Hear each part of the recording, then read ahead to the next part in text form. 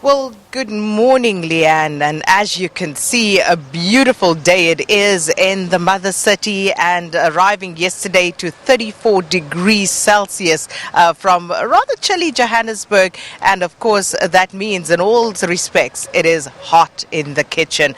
And just to quote Finance Minister Tito Mboweni from his medium-term budget policy statement last year, and this is what he had to say. This was on the 30th of October, exactly 4 months ago. And the minister said, to quote, "The winter has been long, but we must prepare for spring and reposition the Republic to grow and thrive.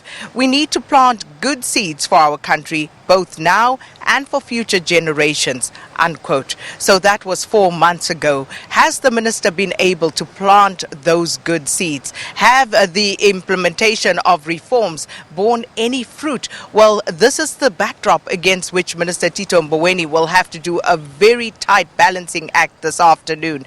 And if we look at how things have gone, years of mismanagement, corruption, and what do we see? Our debt to GDP ratio going from a 2009 position of 26% to over 60% currently, and it's projected to be over 70% in 22-23 financial year.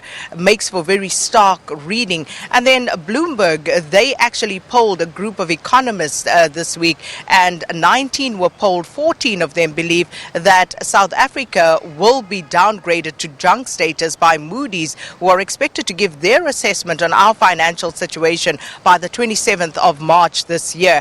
And that, of course, means that this is the only grading that is still above junk status. And if Moody's were to downgrade us once again, that would mean that South Africa will be without an investment grade ranking for the first time in 25 years. And the consequences of that equally dire, because it would mean that, of course, there would be an outflow of money from the country. There would be a debt sell-off that some estimate could be as much as 15 billion US dollars. And we know that also means that, of course, we will have to pay more to service our debt in the long run.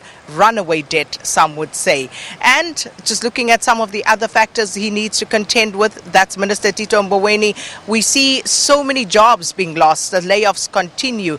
And there is, of course, the perpetual bailout of state-owned entities that has been an albatross around the South African fiscus. So those are some of the issues that Minister Tito Mboweni will have to address and contend with today. We'll talk more about some of the other figures, and as I said, it's grim. We're in a hole, but will we be able to claw our way out? And if so, how so?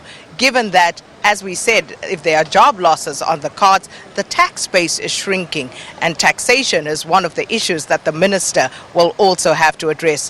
Where will the money come from? That's the million-dollar question. Stay with us here on Morning Live. We'll try and bring you some answers, at least some predictions, as we count down to Minister Tito Mboweni's budget speech at 2 p.m. this afternoon. SABC will be here bringing you wall-to-wall coverage of that, and Morning Live will be doing our bit as well. Quite a few guests coming up, and we'll try and unpack this in various segments. So with that, Leanne, it's back to you in studio. But first, let's take a break.